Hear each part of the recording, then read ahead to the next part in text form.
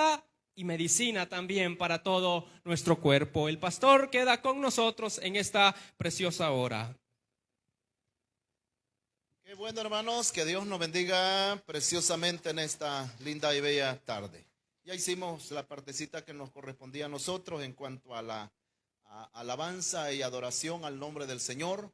Ahora vamos a abrir este libro santo, este libro precioso, inspirado, y vamos a buscar el capítulo 2 de los Hechos de los Apóstoles. Vamos a leer 10 versículos del capítulo 2, los primeros del 2:37 al 47 vamos a leer. Bendito, alabado el nombre del Señor. Vamos a ver qué dice esta palabra. Al oír esto, se compungieron todos de corazón y dijeron a Pedro y a los otros apóstoles: varones hermanos, ¿qué haremos?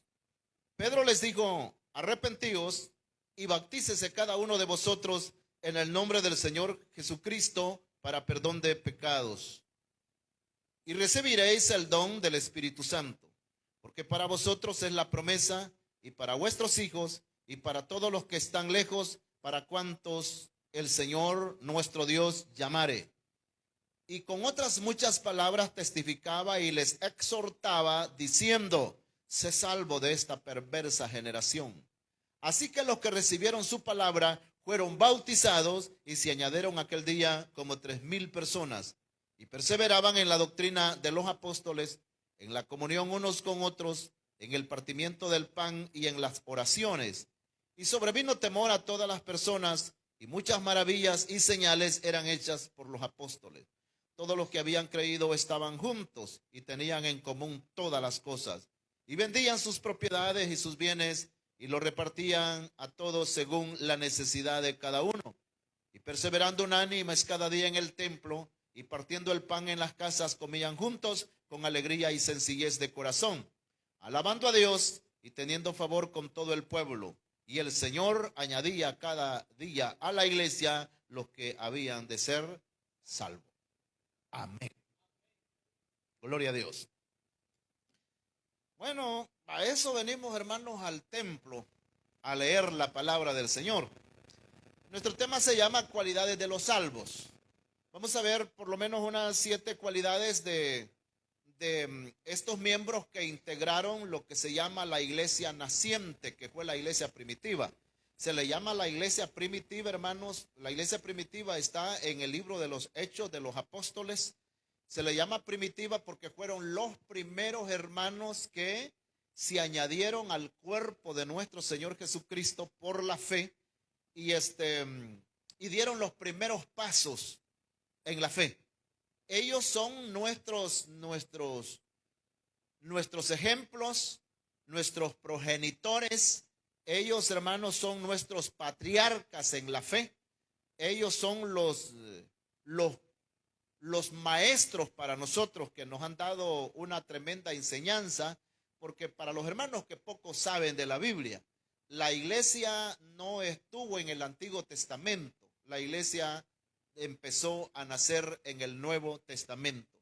De Malaquías o de Génesis a Malaquías, el pueblo que era conocido como el pueblo de Dios es Israel. Todavía es conocido como el pueblo del Señor. Israel no es conocido como la iglesia del Señor.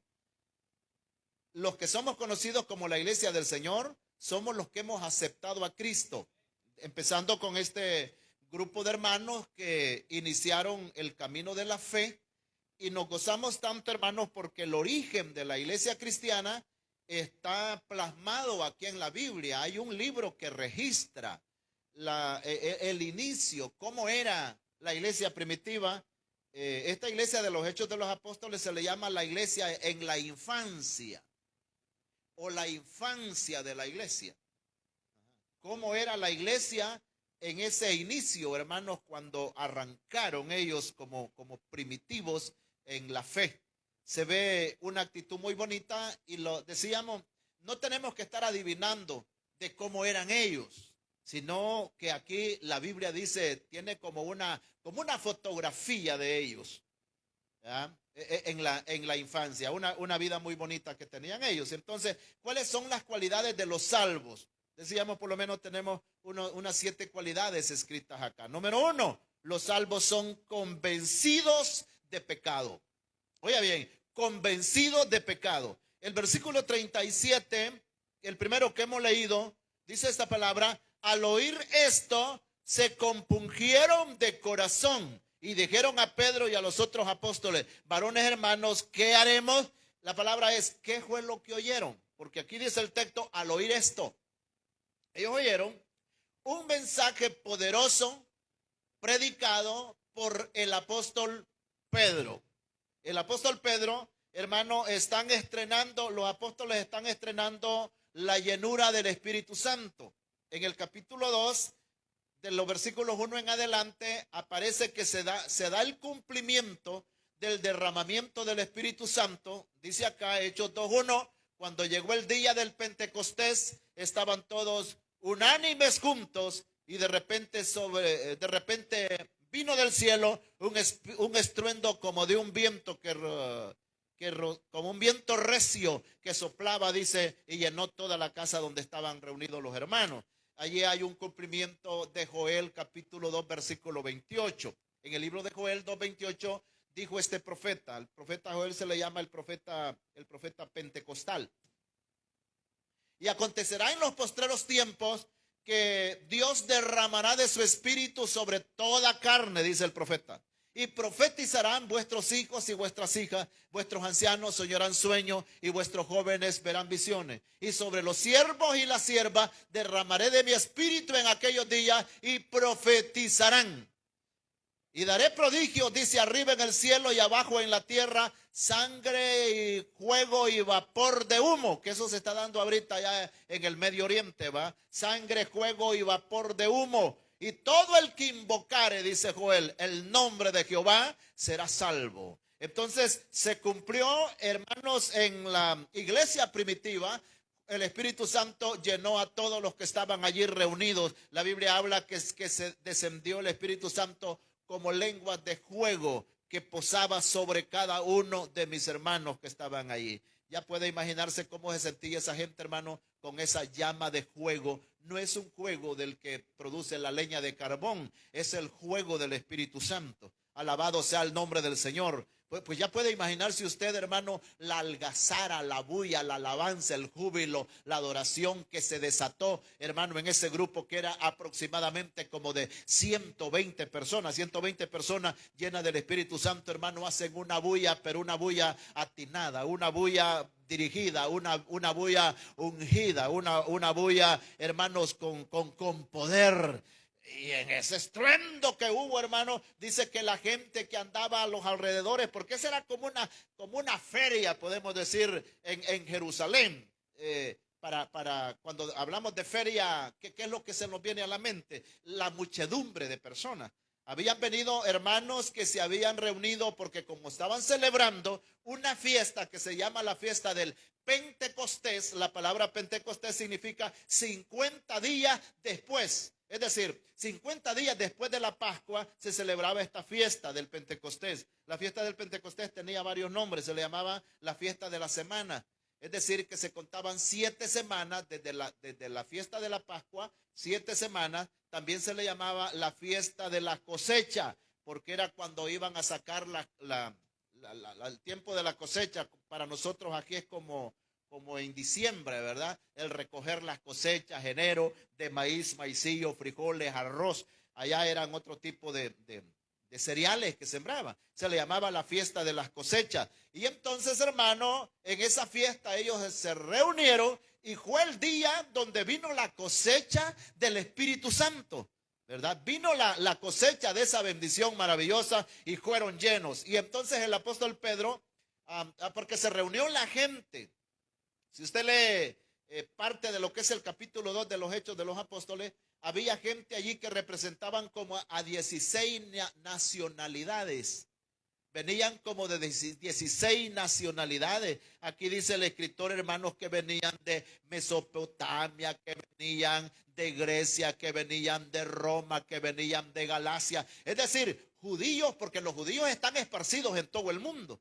Y en esa fiesta los judíos que estaban esparcidos, si habían acá en El Salvador, que en ese tiempo no se sabe si existía este país, quizás no, hermano, pero si hubieran habido judíos de acá, tenían que verse trasladados a celebrar esa fiesta, porque los judíos son bien fiesteros y les encantaba tanto estar en la fiesta y que era una obligación también estar ahí. De tal manera que se reunió la gran cantidad de gente y miraban a los hermanos que estaban allí llenos del poder del Espíritu Santo y estaban hablando en otros idiomas. Y entonces, hermanos, se acercaron la cantidad de gente, porque ¿quiénes es que estaban siendo llenos del Espíritu? Eran miembros de la iglesia. Ahora, ¿quiénes eran los que venían de diferentes partes del mundo? No eran evangélicos, sino que eran judíos, y como judíos tenían que reunirse a celebrar la fiesta. Estos judíos, hermanos, se asustaron cuando vieron a los hermanos. Oyen a Pedro, oyen a Juan, oyen a Mateo, oyen, hermanos, a tantos que ellos ya los conocían, pero que estaban hablando en otros idiomas. El idioma, hermanos, de los judíos, por lo menos manejan 3 idiomas. El idioma original es el hebreo. De ahí es el propio original del pueblo judío. Pero de allí, hermanos, tienen el idioma de los griegos. Los griegos fue cuando Alejandro el Grande, que era un emperador de Grecia, hermanos, se tomó a Palestina, allá pues como unos 400 años antes de Cristo, y los griegos metieron el idioma ellos a Israel. Entonces, pero está el tercer idioma, que es el hebreo, el arameo. El arameo es el otro idioma que habla. Pero los hermanos que estaban allí reunidos, hermanos, no estaban hablando el propio idioma de ellos, estaban hablando otros idiomas. Imagínense que se reúne un poco de rusos allí a escucharlo y oyen que los hermanos están hablando en ruso, que están hablando, hermanos, en el idioma de Roma, están hablando en otros idiomas. Y entonces la gente se asustó y dijeron, estos es que están llenos de mosto. ¿Qué es mosto? Es una bebida embriagante, es una bebida alcohólica, ¿verdad? Como quien dice, espíritu de caña. Y entonces dijeron, como que dice la plebe, ¿verdad? Estos están borrachos, dijeron. El apóstol Pedro le dice, no, señores, estos no están borrachos, estos están llenos del Espíritu Santo. Ahorita es la hora tercera del día. Para los judíos, la hora tercera del día, no, hermano, son las 9 de la mañana, porque para ellos el día arranca de las 6 de la mañana. De 6 a 9 la hora tercera, son las 3 primeras horas del día. Le dice Pedro, ellos no están ebrios, porque es la hora tercera del día. ¿Por qué le dice Pedro que es la hora tercera del día? ¿Que no podía un judío andar bolo a esa hora? Y que para los judíos, hermanos, andar borrachos en la mañana, eso era un problema, era un pecado. Era un pecado. Si usted lee allá el libro de Isaías, parece capítulo 5, versículo 11, parece que dice, ay del que se levanta de mañana para seguir la embriaguez. Como que dice, ay, pero es un ay de dolor, porque lo podían meter preso o lo podían condenar. Podían chupar ya de la hora después de almuerzo, ¿verdad? Y Pedro le dice, estos no están ebrios, es la hora tercera del día. Aquí es el cumplimiento, le dice, de la profecía que Dios había dicho que iba a enviar de su espíritu sobre de toda carne. Y arranca Pedro con un mensaje apostólico, con un mensaje protestante, con un mensaje desafiante, con un mensaje encausador, y les habla del Mesías que ellos habían matado, que lo negaron ante Poncio Pilato, y que el Señor soltó los dolores de la muerte sobre nuestro Señor Jesucristo, pero que no permitió, dice que no dejó a su santo en el Hades, ni permitió que su santo viera corrupción. Todo eso lo dijo, hermanos, el apóstol Pedro en su mensaje. Y vosotros fuiste, le dice Pedro así, míreme, vosotros fuiste los que mataste, los que condenaste al actor de la vida, mas el Señor le ha resucitado y le tiene ahora en su diestra. Alabado y bendecido es el nombre del Señor. Ustedes fueron los que mataron al santo. Cuando ellos oyeron eso, hermanos, es cuando dice aquel texto que hemos leído, al oír esto, ahí está, al oír esto, es decir, ellos se sintieron responsables, se sintieron encausados, Pedro los enjuició y les dice Pedro que ellos también tenían un día que estar sentados en el banquillo de los acusados y que iban a recibir todo el rigor del juicio de Dios por lo que ellos habían hecho. Al oír esto, se compungieron de corazón. Oiga, es que el mensaje cuando lleva unción del Espíritu Santo cala, toca. Cuando dice que estaban compungidos de corazón, en otras palabras, están quebrantados, están resquebrajados. El Espíritu Santo los desarticuló. Los hombres corpulentos, potentes, hermanos, y violentos que habían entregado y habían matado a Cristo, están con lágrimas, hermanos, en sus ojos, derramándose por sus mejillas, porque se sintieron que habían cometido una injusticia. Y más que todo, hermanos, se llenaron de terror, porque no sencillamente era cárcel que les esperaba. A ellos no los iban a meter a la cárcel, porque era el imperio el que les había dado esa orden. El asunto es que ellos sintieron que se iban a enfrentar ante el juicio de Dios y que en ese juicio ellos iban a ser vencidos y tenían, hermanos, que recibir como decreto, hermanos, o como se llama, sentencia, la condenación de sus almas. Ahora, los salvos son convencidos de pecado. En otras palabras, aceptaron ellos la culpabilidad. ¿Acaso no fue ese el primer paso que dimos nosotros para venir a Cristo? Aceptar nuestra culpabilidad. Es decir, que fuimos, hermanos, reos penitentes, confesantes. Aceptamos que estábamos perdidos. El predicador nos dijo eso. ¿Quieres aceptar a Cristo para ser salvo? Lo que nos da la idea es que estábamos condenados y que teníamos la necesidad de un Salvador. Entonces, las cualidades de los salvos, hermanos, son convencidos de pecado. Porque ellos le dijeron a los apóstoles, hermanos, les dijeron, varones, ¿y qué haremos nosotros? Es una pregunta que hicieron. ¿Y nosotros qué haremos? Como quien dice, ¿queda alguna respuesta? ¿Queda alguna oportunidad? ¿Hay algún perdón? ¿Hay alguna, ocasión para que nosotros mejoremos esta situación y podamos arreglarla? Mire, a partir de esa pregunta que ellos hacen, hermano, el Espíritu Santo le dice a Pedro, mire, aquí ya abrieron la puerta a esto. Mira, esto ya lo tenés manos arriba. Mira, esto ya están reducidos, esto ya están vencidos, esto ya están quebrantados para que reciban el mensaje de nuestro Señor Jesucristo. ¿Y nosotros qué haremos? Es la mejor pregunta. Por supuesto que puede hacer un pecador. ¿Qué es lo que tengo que hacer yo para ser salvo? Lo hizo el carcelero de Filipo, ¿se acuerda? El carcelero de Filipo dijo eso, varones galileos, ¿qué haremos nosotros qué puedo hacer para ser salvo? Y el apóstol Pedro le da la respuesta, hermanos, correcta. Entonces los salvos, hermanos, son convencidos de pecado, se sintieron compungidos.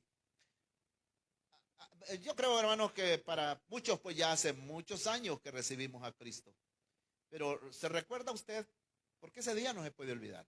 ¿Qué sintió cuando aceptó a Cristo? Pasó normalito, así, normalito, como cuando va con una bolsa de basura uno a tirarla allá. ¿O no hubo alguna reacción en nosotros? Hablo por mí, pero en mí sí hubo una reacción. Porque mire, cuando uno viene al Señor, hermano, es tocado las partes emocionales. Las partes emocionales. Es decir, para venir a Cristo, hermano, se tienen que mover los tres factores que integran el alma. El alma es integrada por el intelecto, las emociones y la voluntad. Cuando uno viene a Cristo, hermano, se le desperta el intelecto y conoció, porque aquí donde está el conocimiento, conoce uno que es pecador.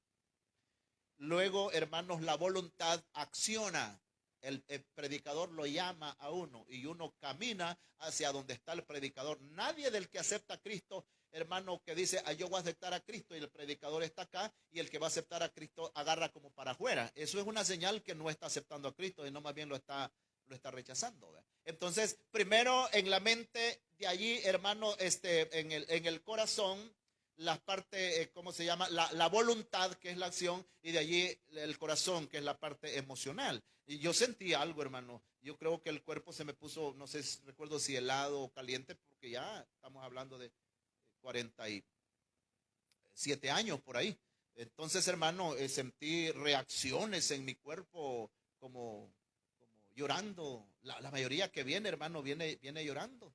¿Ya? Y esa es una reacción. No vamos a decir que es una evidencia que ese que viene llorando va a ser firme en el evangelio y nunca va a volver atrás. Tampoco eso, ¿verdad? Pero algo se mueve en nosotros cuando recibimos a nuestro Señor Jesucristo. Dos, la otra cualidad de los salvos, hermanos, son convertidos a Dios. Convertidos a Dios. Eso de sentir reacciones emocionales está muy bueno, y eso pues tiene que ser así. Hay cosas que se sienten, hermanos, fuera de lo normal. Pero el paso número 2 es el más concreto. Los salvos son convertidos a Dios. El versículo 38 que tenemos acá.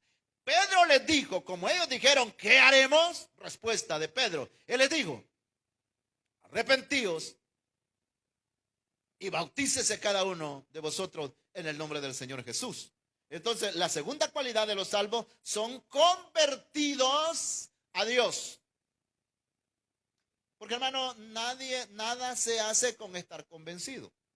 Fíjese que convencidos del evangelio hay miles y miles de personas. Tenemos personas, hermanos, que están convencidos que son pecadores, que están perdidos, que el único que salva es Cristo. Y si uno le pregunta, mira, mano, y si tú te mueres ahorita así como estás, ¿para dónde vas? No, mano, yo voy directamente para el infierno, dicen ellos. Ellos están convencidos de eso. Ah, no, mano, sin aceptar a Cristo nadie puede llegar al cielo. Ellos lo saben bien. Ellos lo saben bien. Cuando muere una persona que muere fuera del evangelio, hasta los amigos lo lamentan. Y es que lástima, este no pudo ir a la iglesia, no pudo ir a la campaña a aceptar a Cristo. Entonces, gente convencida hay muchísima. Pero eso no basta, ¿verdad? No basta para, hermanos, para ser salvo. El paso número 2 es ¿cómo se llama? Más importante, ya convertidos. Cualidades de los salvos, son convertidos a Dios. Diferencia entre arrepentimiento y conversión. La palabra, hermano, arrepentimiento es sentir dolor. Es sentir dolor por una ofensa que hayamos hecho ante Dios. Pero ese dolor lo sienten los impíos, ¿verdad? A veces que hacen el mal y dicen, no, pues ya no voy a tomar, solo voy a fumar, dicen ellos. Me voy a ir dejando los vicios por ahí, ¿verdad? Porque han visto en otros, hermanos, el efecto malo que los vicios han hecho. Entonces, arrepentirse es sentir dolor por un mal que uno haya hecho. Convertirse es volverse a Dios. Oye bien, la diferencia entre arrepentimiento y conversión. Conversión es dolor por algo malo que hayamos hecho. Pero conversión es volvernos a Dios. Y nosotros nos hemos vuelto a Dios. Amén. Nosotros nos hemos vuelto a Dios. ¿Ya? Hay gente, hermano, que, por ejemplo, vamos por una carretera corriendo a 120 por hora. Pero donde vamos, hermanos, nos encontramos con un fatal accidente que hubo, ¿verdad? Hay heridos, hay muertos, eso, uno, pues es terrible estar viendo eso, ¿verdad? Y dice uno, y yo que voy a 120 por hora. No, dice uno, lo que voy a hacer es bajarle, y le baja, hermanos, a 80 por hora. Ese sintió, hermano, dolor por lo que está dándose allí, pero lo que hizo fue bajarle un poco la velocidad. Pero más adelante ya se le olvidó del accidente y volvió otra vez a presionar el acelerador. El impío eso hace, ¿verdad? Algunas veces, hermano, que se escapó de morir de una goma y dice él, ya no vuelvo a tomar. Yo creo que a muchos bolos les pasa eso, que cuando se ven fatales a morirse, dicen, no vuelvo a tomar otra vez, jamás vuelvo a tomar. ¿Pero es tan cierto eso? No, después que ya les pasó todo, se olvidaron y volvieron a caer, hermanos, otra vez en la misma situación. Ese es un arrepentimiento, sentir dolor por algo malo que se ha hecho, pero eso se vuelve a repetir. Ahora, la conversión ya es más seria. Convertidos a Dios, hermanos, ya es volvernos a Dios. Esta gente pide eso. ¿Y nosotros qué haremos? El apóstol Pedro le dice, arrepentíos y bautícese cada uno de vosotros en el nombre del Señor Jesús. Entonces los salvos, hermano, no podemos ser salvos sin ser convertidos. Es decir, convertirse significa cambiar de profesión. Convertirse significa cambiar de rumbo. Convertirse significa cambiar de señor o de amo. Antes le servíamos a Satanás, hoy le servimos a Cristo. Antes éramos esclavos de las tinieblas, hoy andamos en el reino de su amado Hijo. Y andamos y nos gozamos y disfrutamos. Porque mire, hermano, la vida cristiana hay que disfrutarla, hombre. Que de todas maneras estamos metidos en esta gracia maravillosa. Disfrutémosla. Disfrutémosla, porque yo siento de hermanos que ni disfrutan el mundo ni disfrutan el evangelio. ¿Sí? Nada disfrutan. Ahora, en la Biblia siempre nos llama, porque la Biblia habla de los dos extremos, ¿verdad? La Biblia habla, dice el que se santifica, santifíquese más, dice. Y que habla del otro extremo. El que se ensucia, ensúciese más cada día. Entonces, a nosotros estamos llamados, hermanos, a santificarlos más, a disfrutar más de lo que hemos recibido. Entonces, los salvos, hermanos, son convertidos a Dios. Estos hermanos se convirtieron al Señor. Si muchos de esta gente, hermanos, que siguió a Cristo, eran idólatras. Y hablan los escritores sagrados, hermanos, que se convirtieron de los ídolos a Dios. En el libro de los Hechos de los Apóstoles aparece eso, ¿eh? Algunos eran brujos. ¿Ha visto usted? Parece capítulo 17 o 18 de los Hechos de los Apóstoles. Habla de un grupo de hermanos que practicaban la magia, dice la palabra, que se convirtieron al Señor. Y dice que agarraron los libros donde ejercían la magia y los quemaron en la plaza de la ciudad. Y hicieron un inventario del precio que tenían esos libros, que costaban como 50,000 piezas de plata. Eso de estar quemando los libros, hermano, era una señal de conversión, que ellos ya no iban a depender de esas magias, hermanos, de tiniebla, sino que iban a seguir a nuestro Señor Jesucristo. Es decir, estaban quemando lo que a ellos les había servido como para un medio de vida, de hacer mucho dinero. Eso era, hermanos, señal, por supuesto, de conversiones. Otros hermanos que dirigían, por ejemplo, en los Hechos habla de una mujer que se llamaba Damaris, hermano, que era una mujer poderosa, se convirtió al evangelio. Habla de un Demeterio, dice que era el que hacía los templecillos de Diana. Es decir, porque, hermanos, en Éfeso había un gran templo que medía como 70 metros de largo, que ese era un templo donde le celebraban el culto a Diana. Y había un Demetrio que hacía templecillos, es decir, templitos chiquitos para venderlos, mire, ve. Era una réplica del templo de Diana. Y ese hacía un negocio, pero enorme, ¿verdad? Pagaba un impuesto a la diosa Diana por eso. Pero cuando se convirtieron al evangelio, todos esos negocios se terminaron, porque ellos ya se habían convertido al Señor. Alabado y bendecido sea el nombre de Cristo. ¿Acaso no es lo que ha sucedido con el pueblo del Señor? Tal vez acá de los que tenemos no hubieron vendedores de guaro, de cerveza, de cigarrillos, hermanos, de escapularios, de crucifijos, de aguas benditas, de milagros, porque hay quien vende milagros también. Pero, hermanos, entre la población cristiana esparcida en todo el país, han habido diferentes negocios. Pero al venir a Cristo, hermanos, ya paramos de todo eso, ¿verdad? Porque no es posible que el que vendía cervezas antes de recibir a Cristo lo siga haciendo hoy que ya se convirtió al Señor. Ajá. De repente han habido hermanos que han seguido con ese negocio, pero ya dicen ellos son los hipotes, dicen. Sí. Los hipotes son los que se encargan, dice ahora, de estar vendiendo eso. Pero ¿y quién manda los hipotes? No es posible, ¿verdad? Ahí tiene que haber uno que dirija esto. Los salvos, hermanos, son convertidos a Dios. Número 3, son obedientes a la palabra. Amén. Los salvos son obedientes a la palabra, o somos obedientes a la palabra del Señor. El mismo versículo el versículo 41, vamos a ver qué nos dice. Así que los que recibieron su palabra fueron bautizados. Esa es obediencia. Los que recibieron la palabra fueron bautizados. Porque era, hermanos, era una orden que el que recibía a Cristo tenía que pasar las aguas bautismales. Este era un acto ceremonial nuevo en la iglesia cristiana, porque debo decirle, el pueblo judío, hermano, es un pueblo de puras ceremonias. El culto judío es un culto de puras ceremonias. Allá a la entrada había un altar que le llamaban la fuente de bronce. Había agua. Allí los sacerdotes se quitaban la ropa normal, se daban un baño para entrar al lugar santo. Allí se cambiaban la ropa, entraban ellos ya con ropa de sacerdotes, hermanos, al santuario.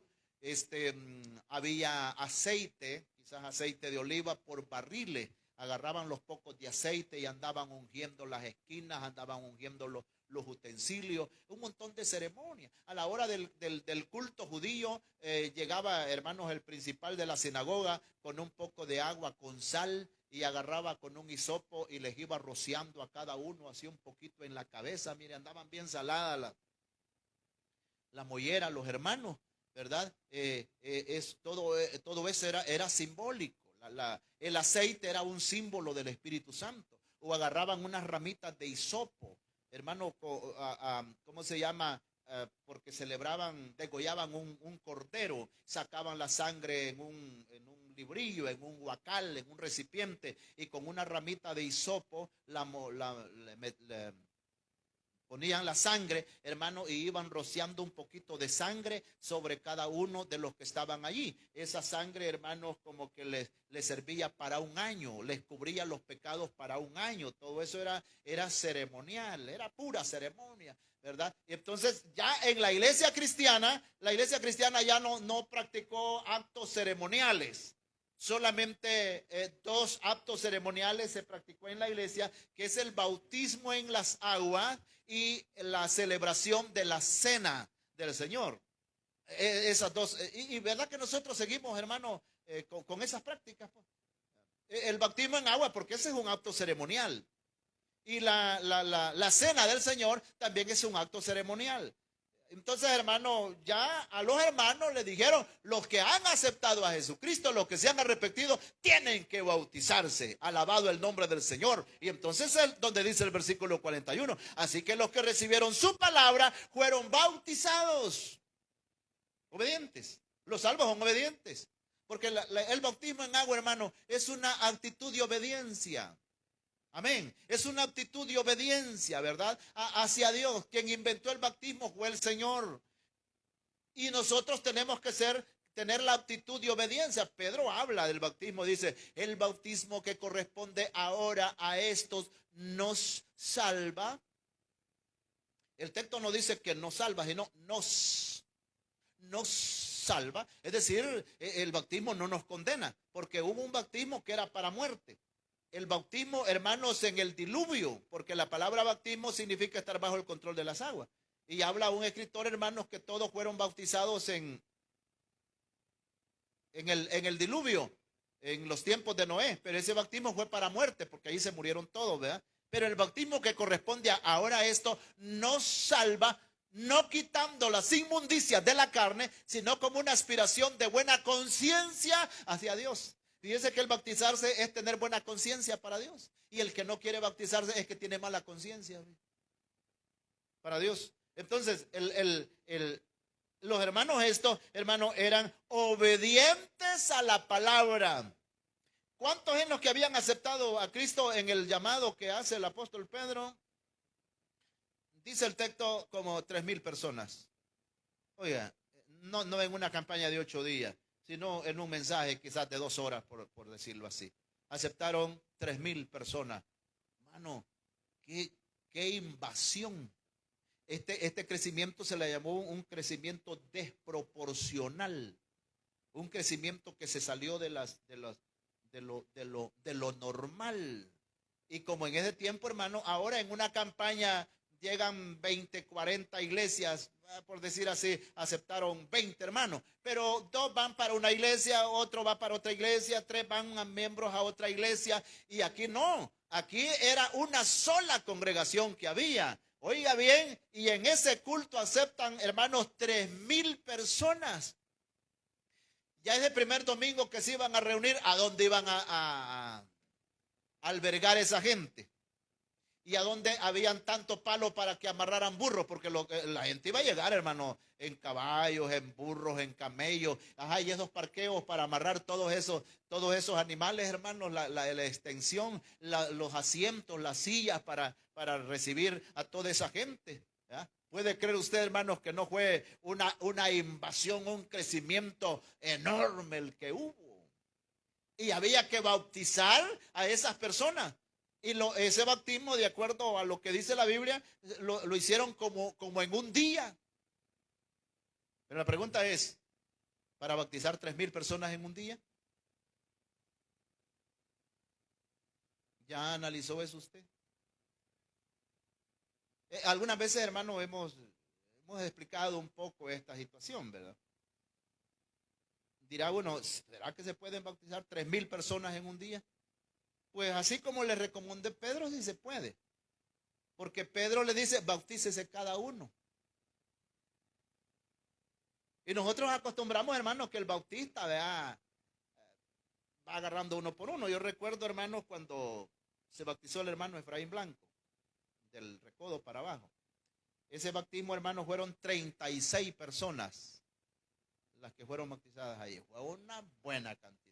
Mire, el bautista ya sale hasta con un dolor en el pecho. Porque no es que hace mucha fuerza uno en el agua, pero ya esa cantidad, y como de repente no deja de salirle uno que otro miembro, algo, como decíamos, algo chúcaro. ¿Sí? Hermano, que se resiste, fíjese. ¿Ya? El bautista le está presionando para abajo y él para arriba, entierra los pies en una piedra o en la arena, y estamos forcejeando ahí, ¿verdad? Entonces eso, porque algunas veces ha habido, hermano, que hay que zambullirlo hasta 3 veces.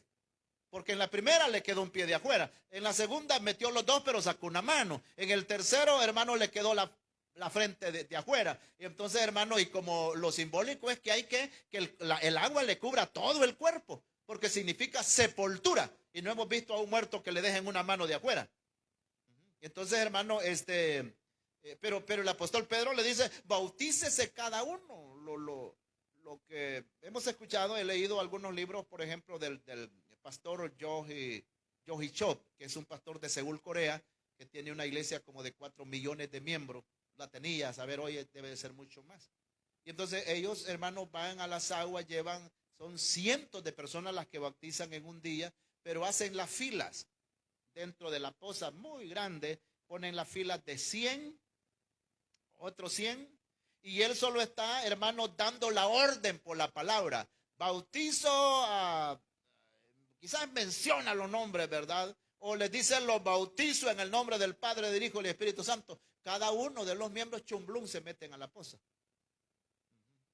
Ya sea que se tiren a pique o de lomo, pero ellos se zambullen. Y como el texto dice, bautícese cada uno. Aquí no dice de que el bautista los lleva a bautizar. Cada uno bautícese. Y así es práctico, pues así podemos bautizar, hermanos, un montón de gente y no tocamos a ningún miembro, ¿verdad? Entonces, hermano, pero mire, qué bonita la obediencia de la gente. Es que cuando uno viene a Cristo, hermano, uno viene dispuesto a darlo todo por el Señor. Y como esto de bautismo, no vamos a vertir sangre por ello, hermano. O que va a ser un sacrificio enorme que nos va... No, si esto es bastante sencillo, es en un solo momento. Pero las cualidades de los salvos, obedientes a la palabra. De esto pues tenemos dificultades con muchos miembros que ya corrieron bastante en la fe cristiana y les hablamos y programamos bautismo. Ahí en la otra, dice. Y mire, hermano, que en el otro, dice, en la otra, dice. Como que pupa, no me voy en este, me voy en el otro. No, el obediente de todas maneras, porque hay hermanos que no se quieren bautizar porque sienten que como que al bautizarse, como que esto ya es más responsable, más serio. No, dice, yo puedo caer, pero sin bautizarme, pero ya bautizado, ya no. No, si uno puede caer bautizado y no bautizado. Sí, sí, esta cuestión es así, hermano. El asunto es, hermano, que claro, ya va más en serio, ya tiene más responsabilidades, pero también tiene más privilegios, porque el hermano ya bautizado disfruta, hermano, de privilegios, porque ya tiene como más fuerza moral para ello, ¿verdad? Entonces, hermano, ahí están los hermanos obedientes. Número 4, las cualidades de los salvados. Son firmes en lo que creen. Los salvos son firmes en lo que creen. Versículo 42. Y perseveraban en la doctrina de los apóstoles. Cuando dice la doctrina de los apóstoles, es la doctrina que practicaban los apóstoles, la doctrina que predicaban los apóstoles, la doctrina en la cual creían los apóstoles. Porque en los tiempos, hermanos, de la iglesia primitiva, no solo ellos eran iglesia, si estaban, por ejemplo, los fariseos. Y los fariseos tenían su doctrina, porque la palabra doctrina es enseñanza o instrucción. Ellos tenían su doctrina. Estaban los saduceos tenían su doctrina. Por ejemplo, los saduceos, hermanos, no creían en la resurrección de los muertos, no creían en la existencia del espíritu, no creían, hermanos, en la existencia de ángeles. Saduceos no creían nada en eso. Esa es una doctrina. Y muchos de los que integraron la fe cristiana salieron de esos movimientos, hermanos, de ese tipo de enseñanza. Ahora, cuando ellos creen en el Señor, ellos, hermanos, ahora están firmes y perseverantes y perseveraban en la doctrina de los apóstoles. Es que, hermanos, los salvados hermanos, tenemos que ser firmes. Firmes en lo que hemos creído. Firmes en lo que hemos creído. Al Señor no le gusta, hermanos, esa informalidad. Porque el que no es firme es que es informal. Si hay gente informal, hermano, que hay gente que si hay una última noche se va a meter allá. Y si están sacando una flor por ahí, también se van. Como hay fresco de piña y una margarita. Informal. Si hay una feria, ahí andan 29 de agosto buscando carro expreso, fíjese, para irse para la feria, a pasar la noche buena, dice. ¿Qué es eso? Tenemos que ser firmes. Algo otros que se disparan pan de un brujo. No, que ahí vamos, dice, que me han recomendado un médico, dice un parchero. Está bien, yo sé de médicos que trabajan con medicinas vegetales, hermano, pero ya esos que le van a salir con brujerías, con cosas así, los cristianos tenemos que ser firmes. O algo otros que, hermanos, se van a otra iglesia porque como les ofrecieron pirracha, como decían allá. Antes había una leche que daban de Cáritas, que le decían la pirracha, ¿verdad? Así que hay hermanos que por una pirracha se van para otro lado. No importando, hermanos, qué enseñan, qué doctrina, qué cambios, hermanos. No. Pero estos hermanos, los salvos, hermanos, son firmes en lo que creen. Alabado el nombre del Señor. Y perseveraban en la doctrina de los apóstoles. No cambiaron la enseñanza por nada. No decían que es lo mismo. Porque esos hermanos que andan diciendo, hermanos, es que es lo mismo, dicen. El Señor por allá de nosotros dice, no, si a mí la iglesia que me gusta es los Alcohólicos Anónimos. Y esa no es iglesia, usted. Alcohólicos Anónimos no es iglesia.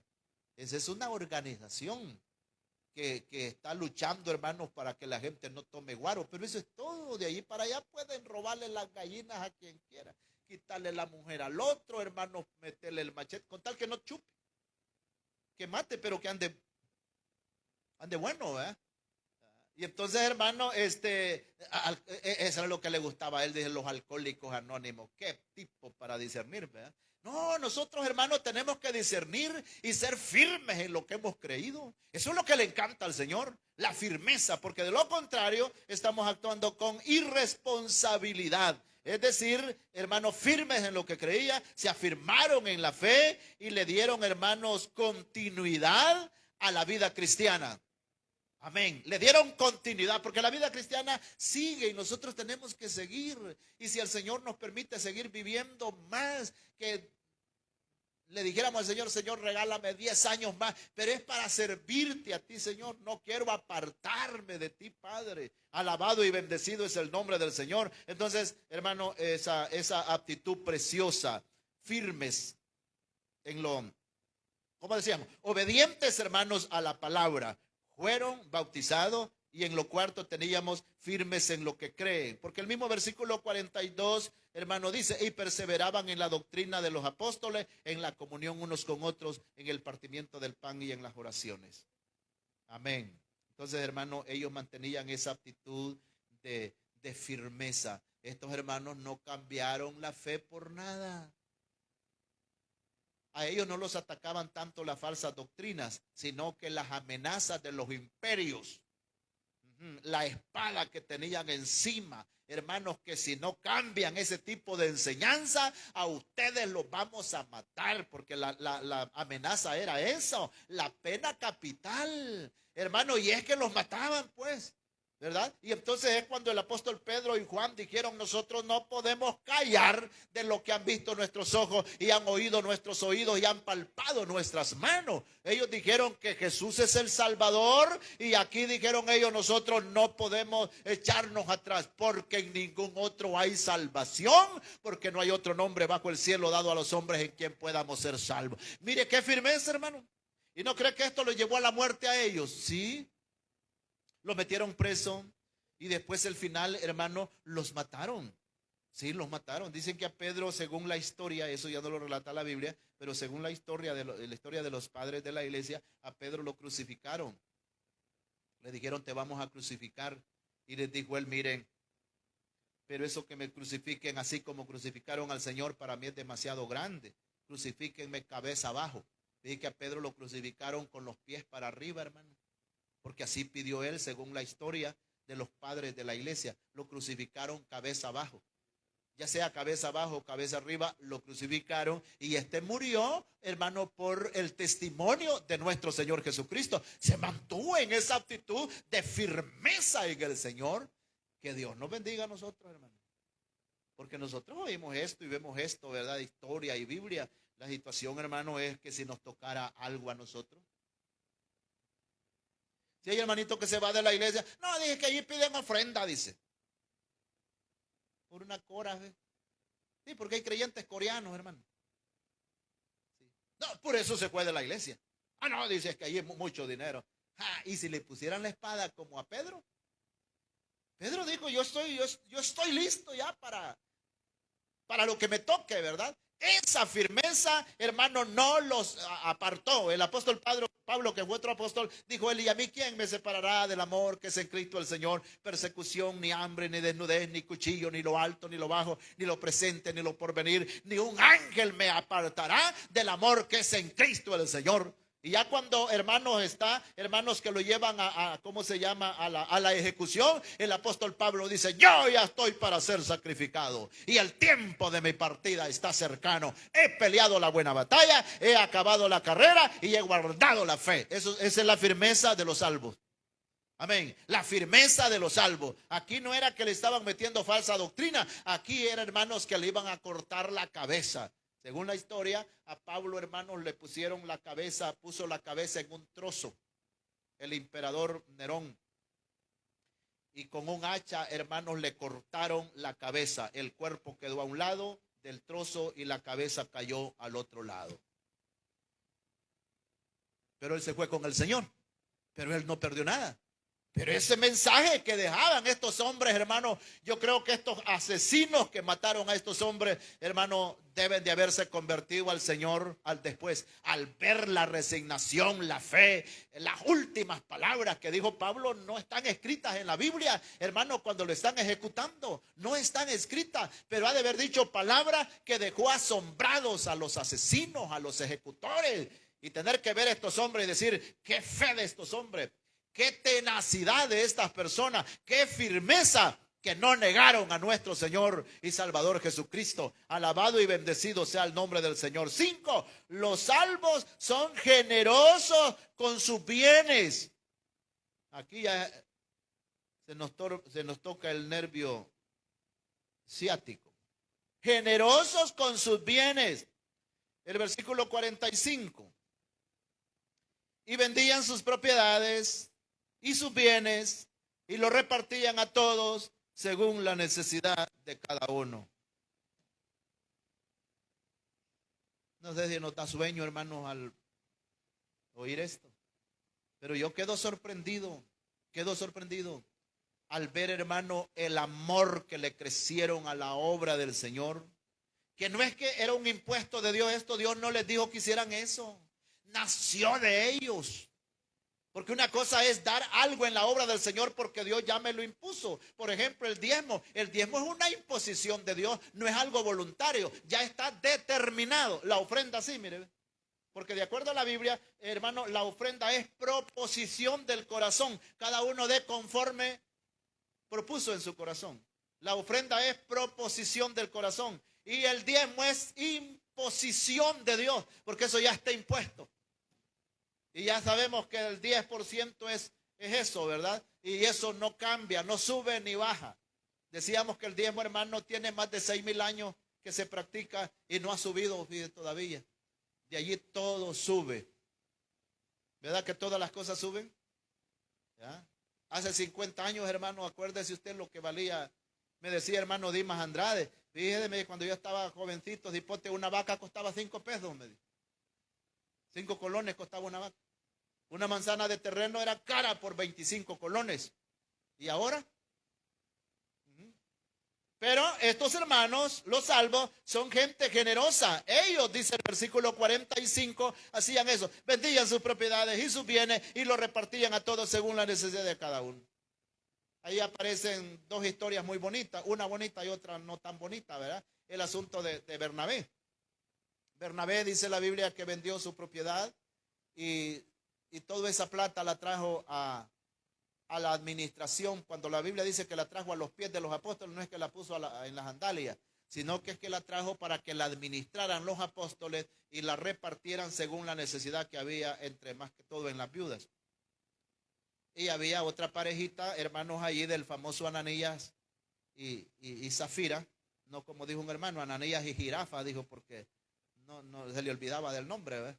Jirafa es una cosa y Zafira es otra. Ananías y Zafira, ellos propusieron también en la emoción que tenía de vender una propiedad que tenían y que la iban a dar toda, así como lo hizo Bernabé. Ellos lo vendieron, hermano, pero de allí el diablo se les metió. Pensaron en dar nomás una parte de lo que les habían dado por la herencia y otra parte la iban a dejar para ellos. Así es que vino Ananías, él fue el que vino con la donación. Y antes que llegara Ananías a donde estaba Pedro, el Espíritu Santo le habló a Pedro. Le dice, ahí viene Ananías. Ananías es tramposo, le dice. Ananías es malévolo. Ananías, ¿y por qué? Porque fíjate que vendió la heredad. Ahí te va a traer una partecita, una fichita, pues te va a dar. Y él va a decir que trae todo lo de la herencia. Pero este hombre está mintiendo. Cuando llegó ante Pedro, Pedro ya sabía todo de la situación. Y le dice Pedro, mira, fíjate que el Espíritu Santo ya me habló, le dice, y tú has mentido, le dice, no has mentido a los hombres, sino que estás mintiendo a Dios. Claro, eso tiene su forma de interpretarlo, ¿verdad? Aquí le dice, en tanto vendiste la herencia, Ananías. Sí, en eso la vendí, como ahora estas cosas están algo baratas, le dice, eso fue nomás lo que me dieron. Entonces Pedro le dice, no, Ananías, no es eso, a vos te dieron más, le dice. Así es que por esa mentira que has echado, en este momento te vas a morir. Y fue que cayó muerto, ¿ves? Cayó muerto Ananías. Todavía estaba calientito cuando vino Pedro y dijo, vaya muchachos, había un grupo que eran los sepultureros, jóvenes, dice la Biblia que eran jóvenes, y agarraron a Pedro y lo fueron a sepultar. Bien luego, hermano. La esposa no se daba cuenta, la esposa viene después a donde Pedro, como buscando a su esposo Ananías, y entonces también ella viene, hermanos, con el engaño, y Pedro le dice, así es que vendieron en tanto la herencia, sí, en tanto la vendieron, se pusieron de acuerdo para hacer lo malo. Le dice Pedro, fíjate que ahí vienen los que vienen a enterrar a tu esposo. Se murió, le dice. Sí, se murió. ¿Por qué? Por mentiroso, le dice. Ahí vienen los que vienen a enterrar a tu esposo y tú también caes. Allí cayó muerta ella, hermano. Los enterradores dijeron, wow, esto ya se puso bastante feo esta cuestión. Vaya, está otro viaje, le dice Pedro, y agarran con el otro viaje, miren. La Biblia dice que entró un temor en la iglesia. Porque Pedro dijo, algo otro que quiera mentirle al Espíritu Santo. Mire, hermano, si es que esa disciplina no estaba nada fácil. Son los pecados que dice Juan, allá en un texto bastante oscuro que uno no le entiende, ¿verdad? Dice Juan, hay pecados, dice que son de muerte, dice, por los cuales yo no digo que se ruegue. Ese Ananías cometió un pecado de muerte. La pregunta será, ¿y el alma de Ananías va a ser salva o va a ser condenada?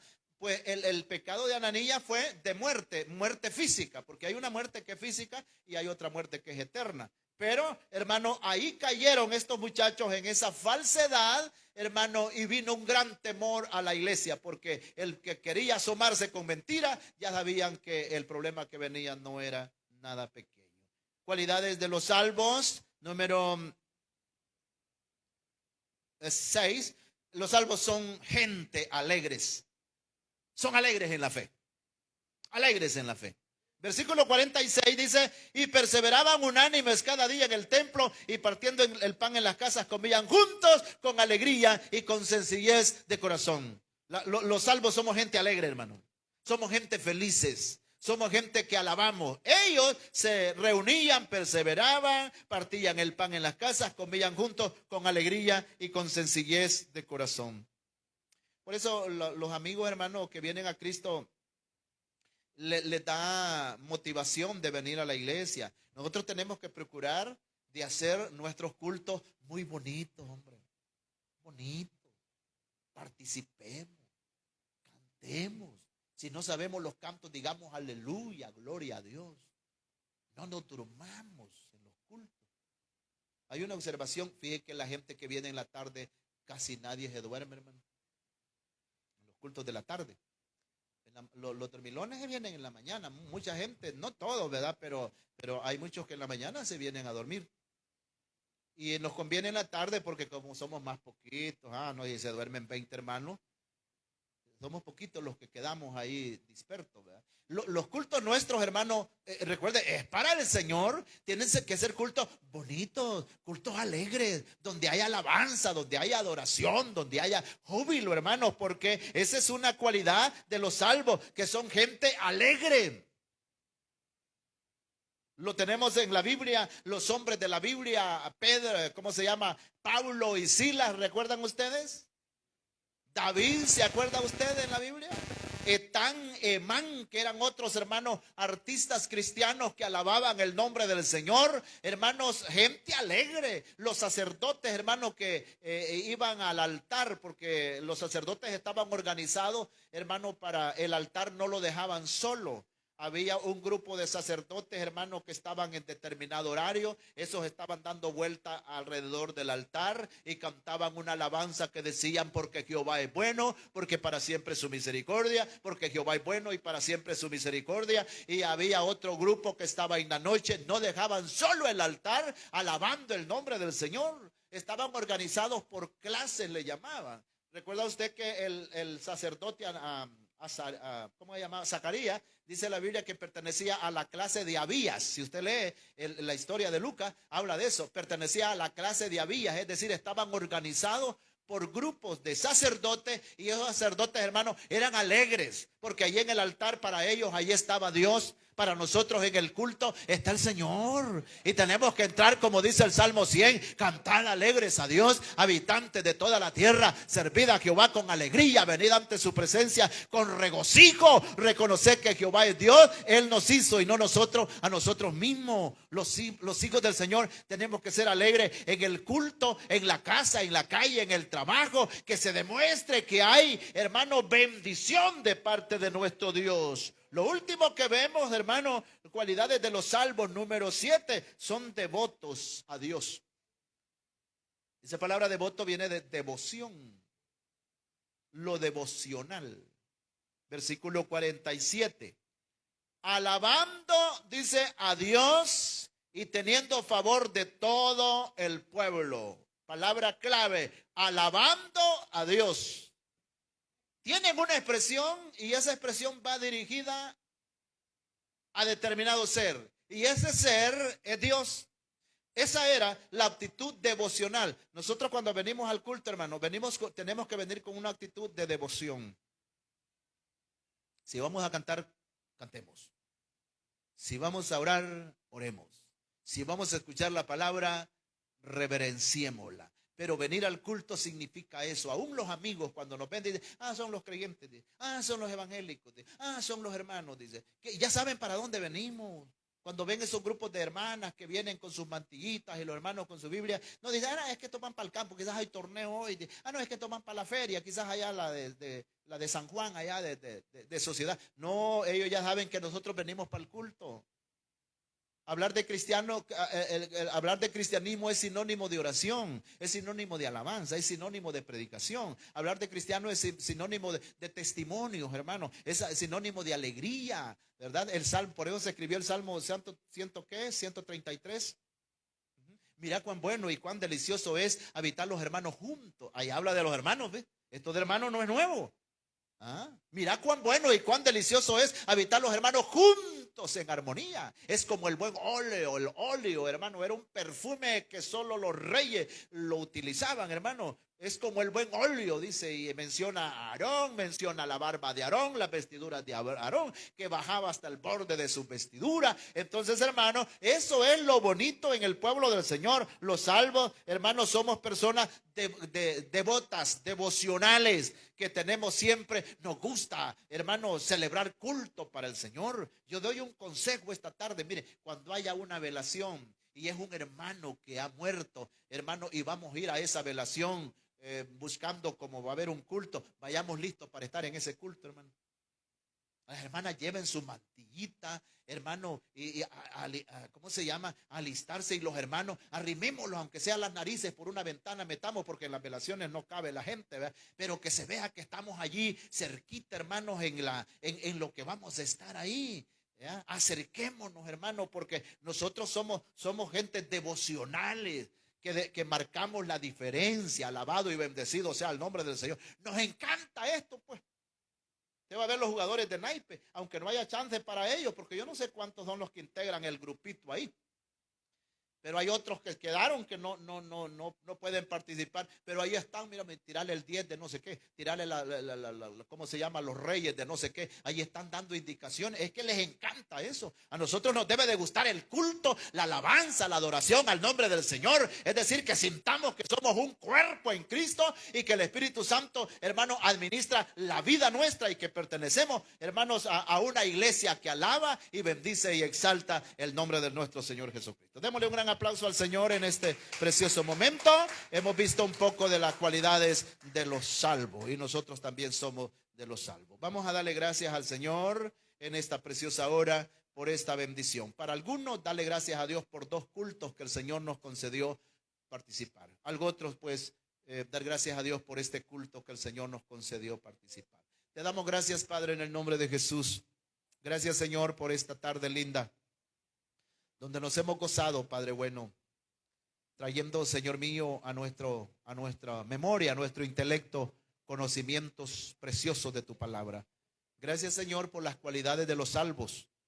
Esos salvos, Señor, eran personas, oh Dios eterno, convertidas, personas generosas, obedientes, Señor, a la palabra, personas, oh Dios eterno, que mantuvieron, Dios mío, la alabanza, la generosidad, Dios mío, la devoción. Espero que nos ayudes a nosotros, Padre, para ser practicantes también de esta palabra, porque nosotros nos sentimos, Señor mío, ser parte de esa iglesia. Somos los que seguimos la secuencia de ellos, los creyentes, Señor, los reemplazos generacionales. Padre, nos tocó a nosotros vivir en este tiempo. Te pido que bendigas a todos mis hermanos que esta tarde nos hemos reunido. Hay hermanos que han